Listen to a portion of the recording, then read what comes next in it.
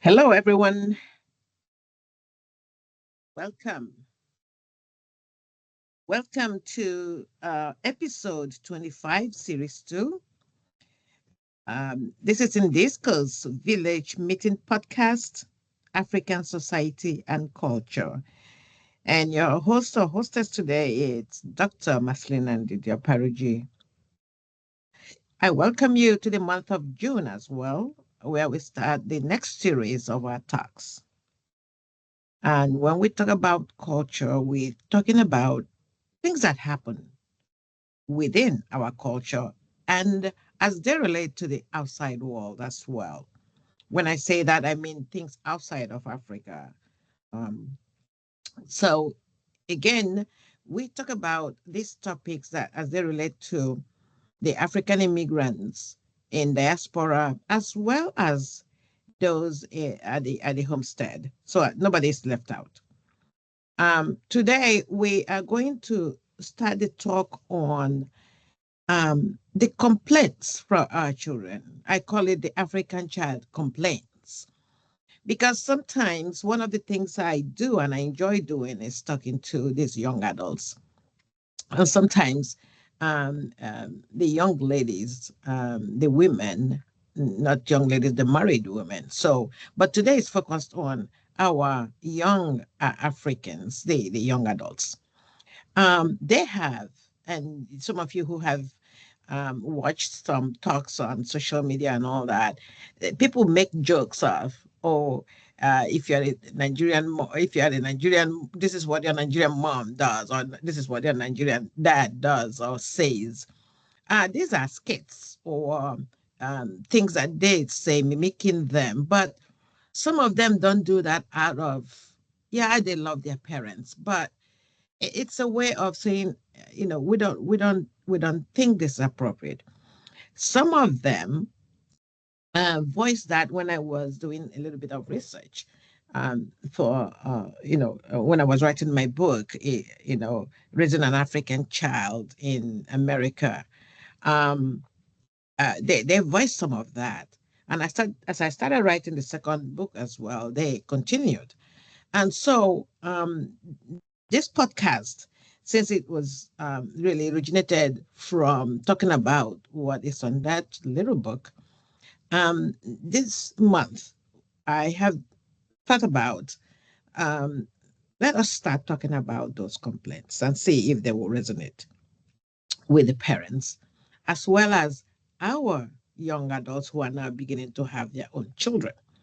See, what we fail to realize is that as we crave for the culture to perpetuate, to continue, we also, don't remember that the people who we're talking about are going to have their own children, or we have an idea of that. But how do we handle these issues and these dichotomies that fall here and there? This is what we want to embark on this month. So the first complaint that I am um, putting up to everybody, and you can talk about it. This is a village setting, remember, where we share what many people have thought about. And so this is a summary of our village meeting. So the question then goes to African parent, whether you are single or both parents are there, or you are an uncle raising this child, or an auntie or godparent. The question is, are you a dream killer or are you a dream builder? And when we answer this, you will find that there are reasons why these questions are being asked.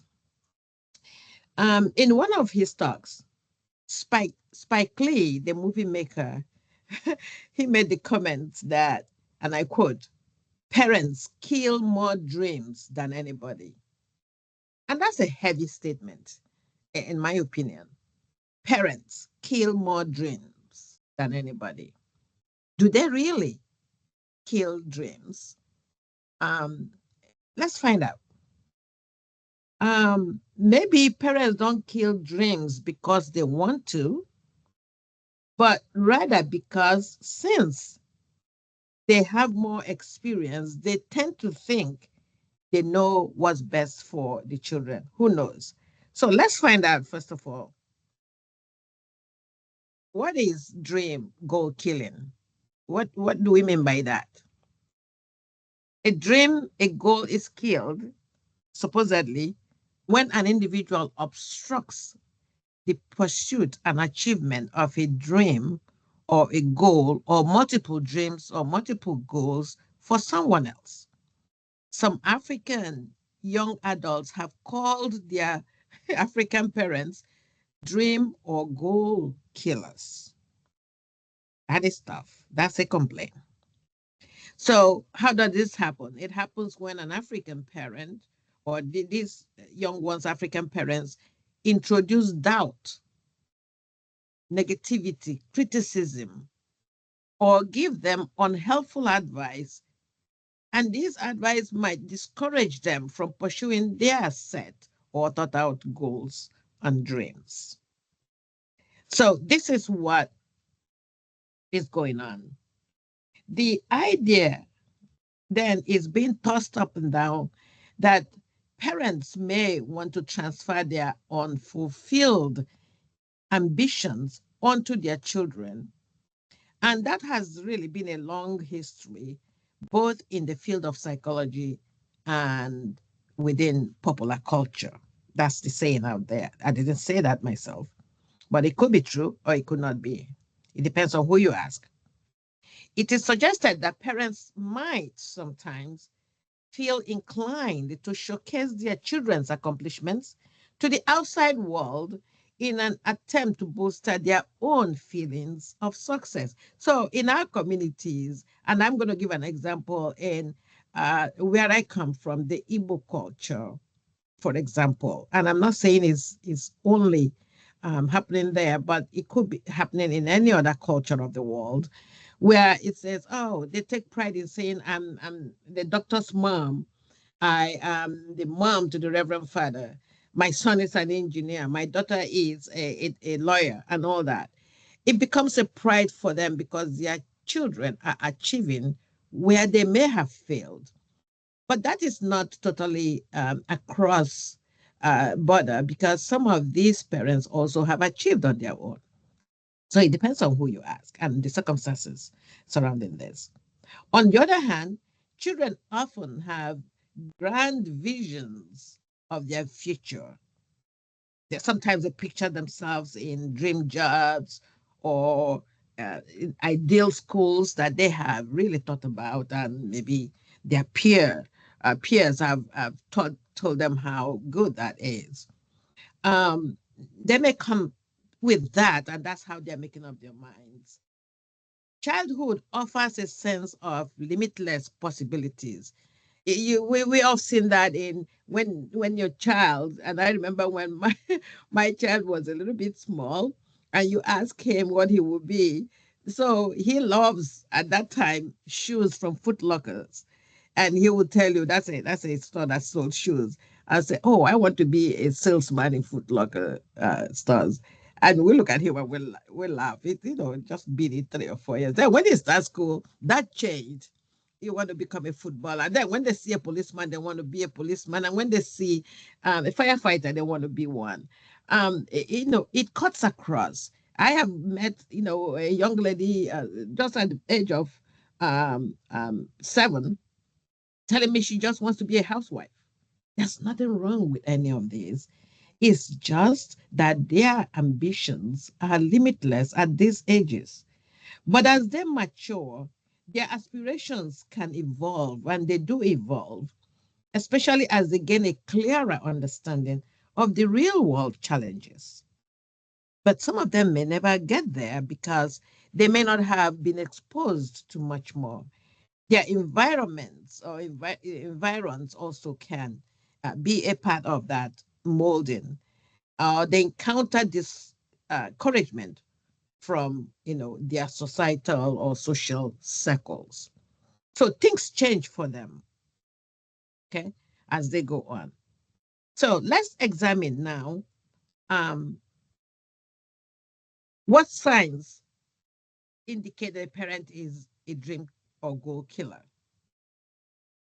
When a parent shields the child from failure, pain, disappointment, shame, even at first try, you're killing their dreams.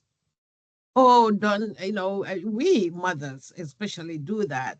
For example, I remember when a little one wanted to play football, American football. I cringed. I'm like, he's going to break his neck or he's going to break his foot. And my husband is like, let him play. He gets hit like everybody else and he will learn from that. And the fear was there, but it didn't stop this young one. And those are real fears. So imagine those ones that have become really national footballers or international ones, what could have happened if they had stopped them? We try to shield them from pain or something will not go well and all that. Yes, it's a parental instinct because we think we know our children and we know their capabilities, but sometimes we are mistaken. Okay. Um, we are being overly guarded of what to say to them, of how to say things to them. So when you are overly guarded as such, you are not doing them any good because you're not telling them as it is. Overly guarded, you are hiding the truth for them instead of talking to them and asking them, okay, why do you want to do this? You want to become a teacher. Why? What examples are you going to, what difference are you going to make? That saying them, oh, teachers are not being paid well and all that, because you are looking at your own life down the line, who is going to take care of you. Okay. So you make all efforts to not do that. Okay. Do you know how many, people that have failed from going to that, becoming a teacher? They lose hope. And you're giving them, less hope to go pursue that dream. You're telling them, that, the pensions are not even being paid now. So you have dissuaded that child from becoming a teacher. That they was their goal. They had their own interest for that. You're presenting the child with a that won't work attitude. Oh, whatever they bring up, they say that won't work. How do you know that won't work? I know you know your child, but have you given them the opportunity to try? Okay. Why are you saying that won't work? Instead of asking them, what is good about that you have chosen? Okay, you want to be a car mechanic. Why would you say it will work? Because I've never seen you pick up a maybe a wrench or something. No, you ask the deep question as a parent. What is good about this dream of yours to becoming a car mechanic? You ask the questions. How would you get from where you are now to that point of becoming a good mechanic? What does it take you to do that? Again, this is where the parents are doing research and before they ask the questions. So for you to just say, oh, that would work, you are killing their dream. I have seen a whole lot of parents come, oh, my child, especially the African parent. Oh, what are you going to do? Rap? You're going to rap music? What will I tell the world? That my child is a rap artist? Hey, they're making millions now. Maybe that's where their interest lies. Who knows? Okay. You want to be the best robotic engineer out there. You want to build robots. Huh? Where do you learn that? That's our African accent saying that. Who told you can be a good? We go deep into our accent to dissuade this child. Oh, that won't work. Where are you going to do that? So we have been doing that. Some of the parents, not all of them. The other point is not offering options to the dream being presented. We all know that with experiences, there are certain things that, in my own belief, there is nothing out there that a child cannot do if they put their minds to it. And it doesn't have to tailor, creed, religion, tribe, or color. It is what you put your mind to and you work hard, you will get there. But to say, oh, it doesn't work, or you got to, that's pushing the child away from their goals. But you got to offer options, you know. Okay, you want to be an astronaut.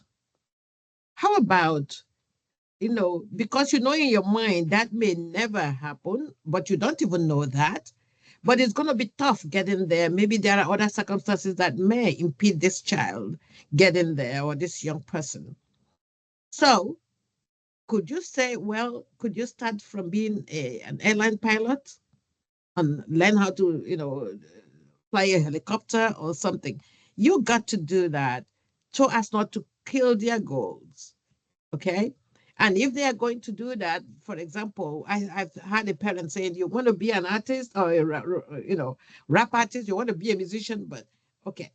But how about get your degree first? You want to be a footballer? How about get your degree? Get a degree in something first. At least you have something to fall back on. You can propose options. And the other sign, and there are many signs. These are just the ones I wanted to point out. Parents taking over the dream and the goal. This tell us to what they want to be, what the parents wanted to be, that they didn't happen. Now they're projecting it on the child. It's like, oh, yeah, you can do this. I wanted to be an engineer. Yes, it's good that you want to be an engineer. You are tailoring after my heart. That was what, if not for ABC, I would have been one, yeah. So you're taking over this child's dream. You're telling them the school to go to. You're telling them how they're going to. You're telling them everything about this goal that is supposed to be theirs, sharing with you, or the dream. So these are the points that we are talking about. Okay. So the question to ask is, how many African parents have killed their own children's dreams and goals? And I am here to tell you many. I used to go around when to present my book in different cities within the country, and I will bring up some topics like, why don't you allow your child to be what they want to be? Just encouragement. You could see many really attack. That's the word I will use. Why would you say that? I want them to be an engineer and they're going to be an engineer. Yeah, I want them to be a doctor, they want them to be a doctor.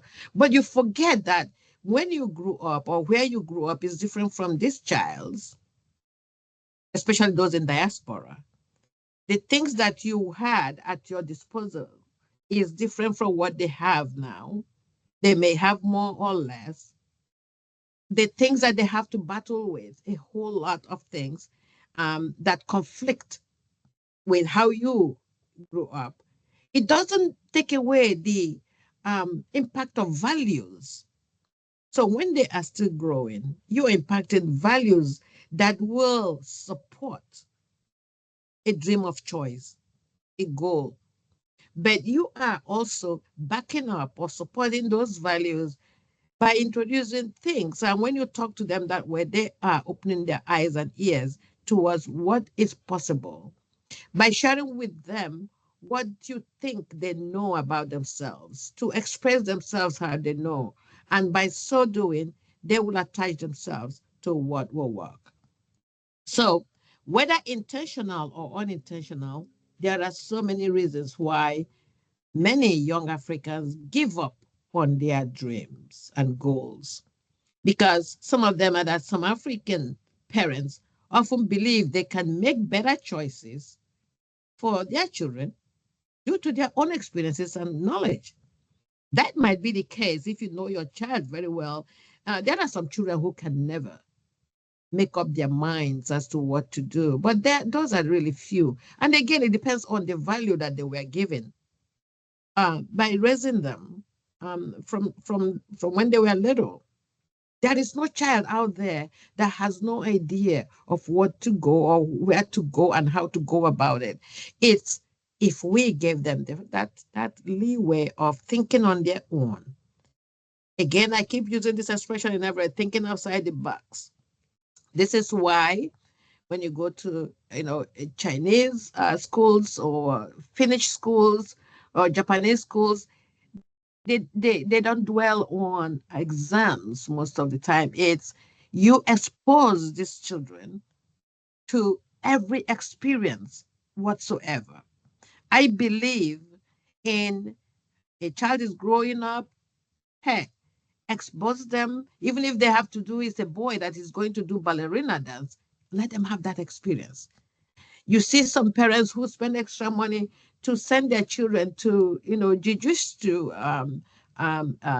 kickboxing and all that, basketball, football camps and all that, singing in the choir, in everywhere. Those are life experiences that will help this child develop their God-given potentials. So while some are right, the parents, to tell these children what to do, they may still be overlooking their children's passions. So, do you know what their child's passion is? You may not know. Some of them will suppress. I remember one of them telling me, "Oh, my parents suppressed. I would have been a model. My parents, when the scouts came and they wanted me, they saw me in the mall and said, 'Oh, you could be a good.' No, my parents are like, 'No, you're not doing that.'" um, there are models out there doing it. If they had an experience and you thought, okay, if you're going to do this, you have to do this. There are always options as to something to fall back on, and and there are cases like that to really think about. Many children struggle under the weight of their parents' unrealistic expectations.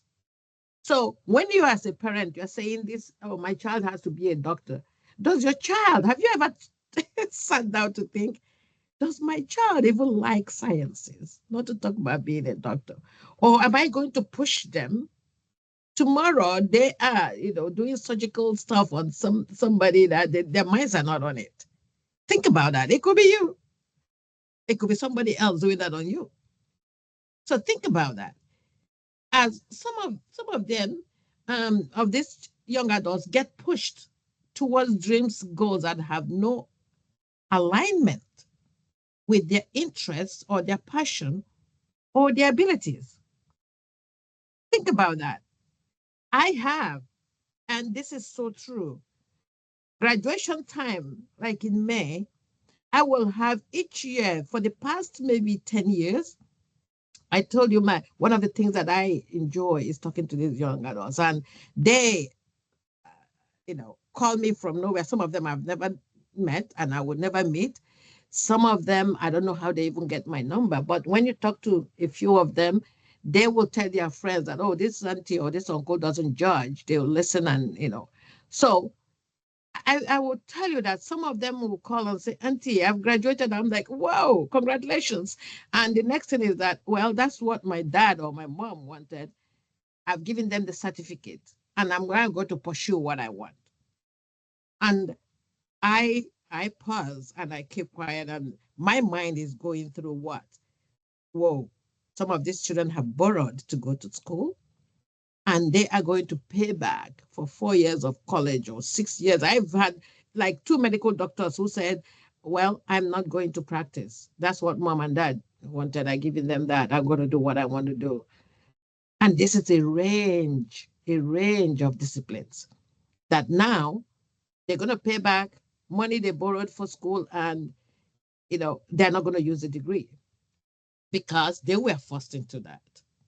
And so when these dreams and goals are thwarted, these young adults not only experience disappointment, but also they suffer the mental burden of feeling like a failure. Sometimes they do, for not living up to their parents' standards. And so when they hand over these certificates and then do what else they are doing, or go do what they want to do, the parents are disappointed. But when they also go towards their passion, the dreams, they also feel guilty because, especially as African children, they like to obey their parents in most cases.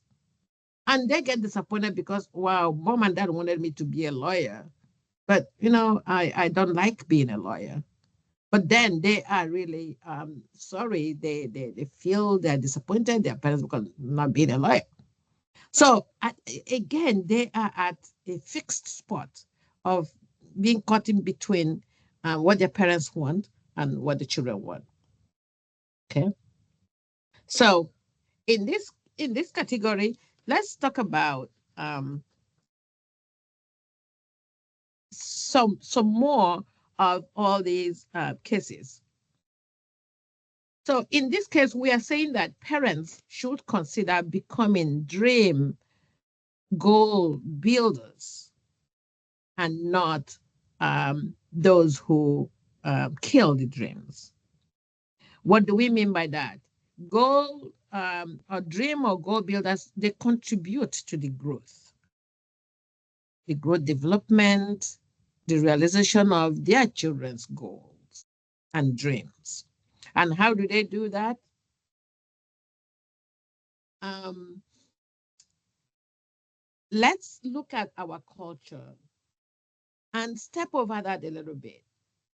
Because one of the things that really push, one of the things, one that pushes parents to look like or become dream killers are the cultural norms. The cultural norms or our culture impact how much control these parents exert over their children's future. And so we need to look at that again. How much of this culture are we leaning on? Just as have been in many Asian and Middle Eastern countries, for example, the African cultural upbringing often places emphasis on children being expected to obey their parents. So this obedience this is an obedience call by culture, sometimes enforces the point of having the child's career path chosen for them by their parents. However, we know it has been documented that even within these cultures, parents' approaches vary. Some are flexible, some are not. Okay, which is in contrast to Western cultures, where emphasis is on individual choice and children are allowed to determine their own paths. Okay, there is a documentation that in some settings, this may not be the case. Some Western parts still support their children's aspirations financially, but we have had cases where even in the Western uh, um, hemisphere, many or a few may want to withdraw financial assistance if their children don't adhere to parental expectations, and that also happens in the African culture. So, what are we asking here? We're asking parents not to be killers of dreams or goals, but to be builders. How do they do that? Parents should provide all possible support. It does not have to just be financial. Like I mentioned, you don't have to withdraw when they don't want to do your stuff, but pay when they are doing your stuff. That may not be incongruous with their own pleasure, their own aspiration, their own abilities. Okay? Naturally, parents have hopes for their children's success. That's what the goal of any parent is, to succeed. However, some parents want their children to achieve what they couldn't, and we see that at play, without considering whether such ventures are truly what the child wants, has passion for, or that comes naturally to this child.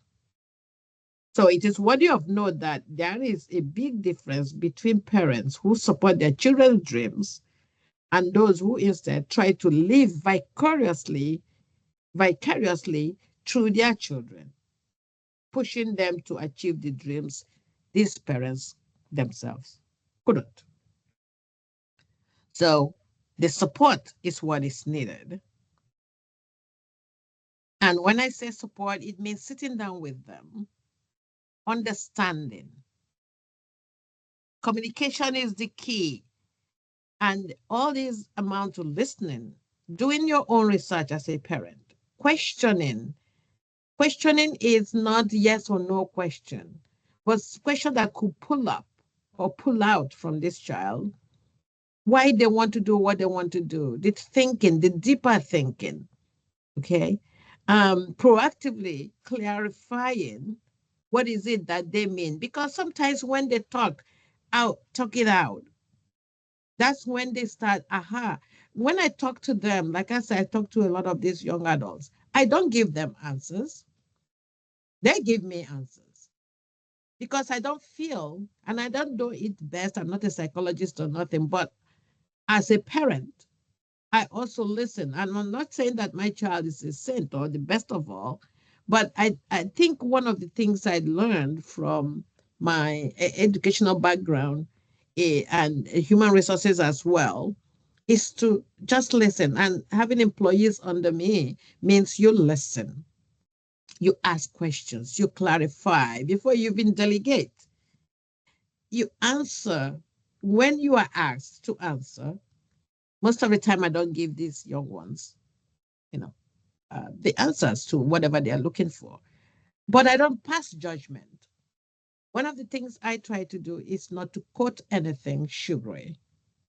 I give it to them. If I don't know, I go back to do research. And then we all reason it together. So I'm inviting parents to this style. It may not work for everybody, but it's a good strategy. Motivation at most or every step of the way. You're doing great. There is nothing as motivating as giving a pat on the back. And if you're not, be sincere. If they're not doing well in that aspect, also say that. Okay. Make yourself available when they need you. Our African parents, they lack a little bit of that attribute because we have thought because we traveled far and wide to come to make a living. We think maybe building the big houses or mansions in the villages, buying big cars and big houses and tying the best wrappers or outfits and the big gold and big hand watches are what these kids are looking at for. No. Um, Motivate them by being available, by not working 24/7 this number of hours when babysitters then take care of the kids. Guide their steps when asked, when approached. What are your questions? Sometimes you get to ask them to go find out themselves. What is it? That's building this person to think on their own feet. And they come back. When I talk to them, this aha moment when they answer their own questions that I pose to them is like, whoa, okay, they have the answers. Provide the needed resources to help when they are stuck. What does that mean? Because most of them sometimes they're not asking you for money, they're asking for what do you think? This is what I'm doing. Do you think it's a good way to go? So this is when you go, wait, I will find you some extra materials on this. There are some of them who have approached me and say, Auntie, I want to be XYZ. And I say, okay, have you looked into that? What does it mean for you? And for me to be able to discuss with them, I go back and look it up. But the most important thing I bring to them is, how do you see this particular profession you are choosing or goal or dream in the next 5 years, in the next 10 years? Because things change every day and nobody thinks about that. One thing about human nature is everybody wants to do the same thing. Everybody wants to get that MPH, Masters in Public Health. Everybody wants to get that the nurses now. Everybody wants to get the, nurse practitioner. The market is saturated. But then what next? The idea is to get that degree that will propel you to the next thing.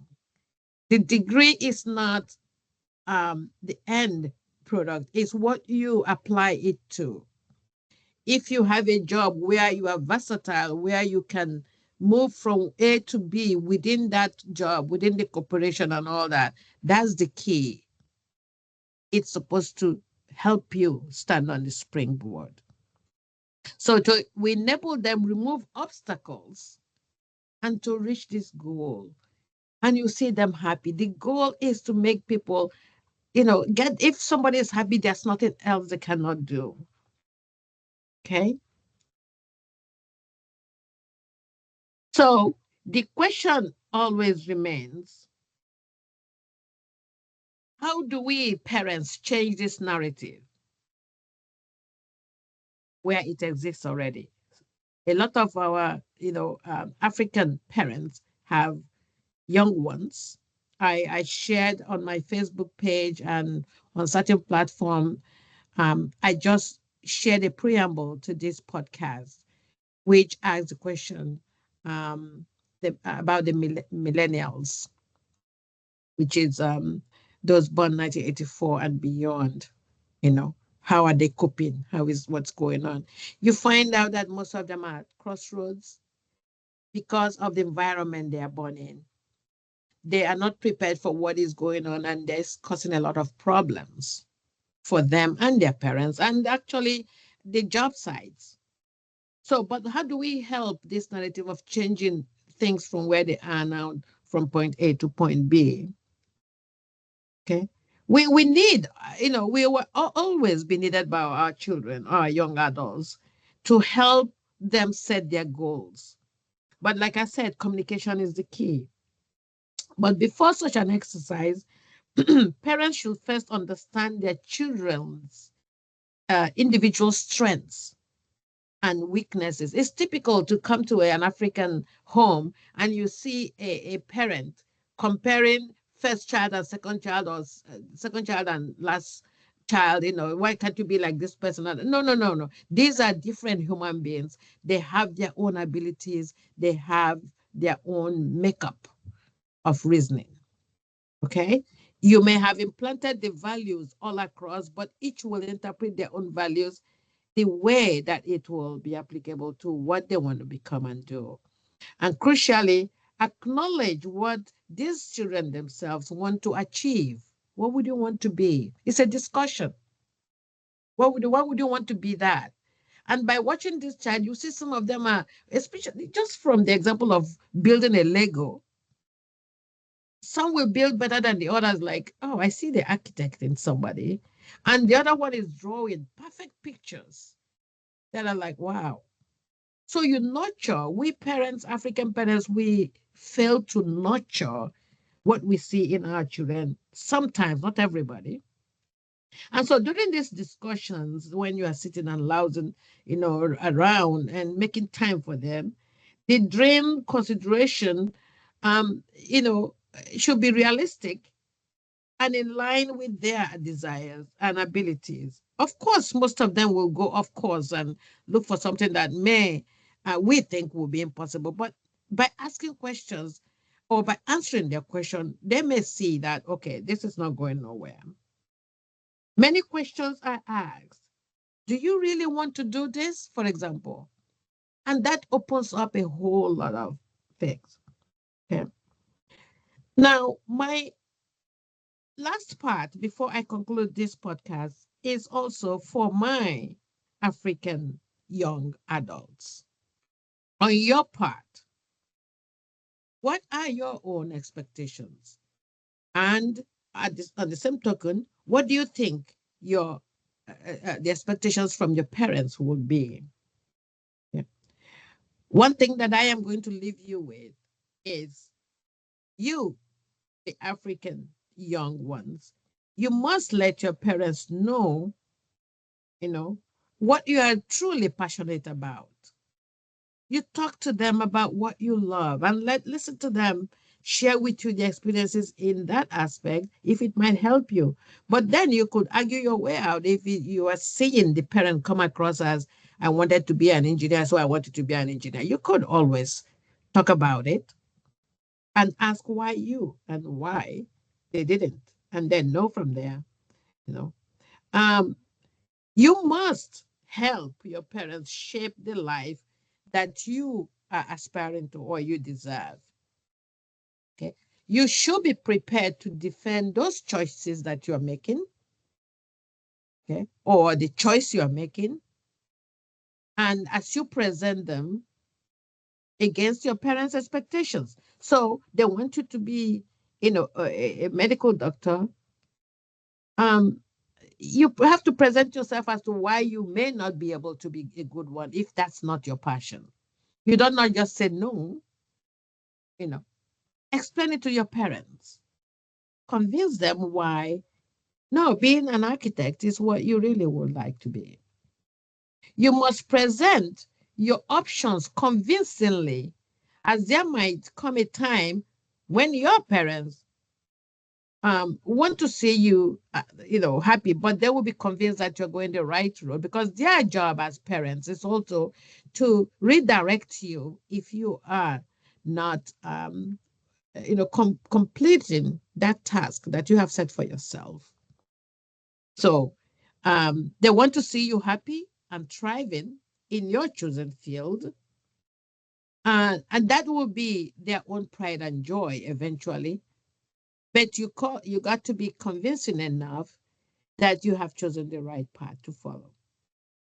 So I hope our podcast this evening has shed a little light on one part of these complaints from our African, young ones about their parents being, some of them, actually not all of the parents, being dream killers or where they're supposed to be dream builders. I leave you again today with the um, spirit of Ubuntu. I am because you are. And I want to leave that especially with the parents and their young ones. It should work both ways. I am because you are, and the parents are telling the child, you are because I am. That works both ways. I thank you for those who subscribe to my YouTube and my podcasts, which can be found on Amazon, on Spotify, and a whole lot of other outlets. It's on YouTube and also on Buzzsprout. Thank you for listening. Um, Share this with your friends. It's also in Instagram. Thank you all. Have a wonderful evening. Dr. Maslena Didiaparaji.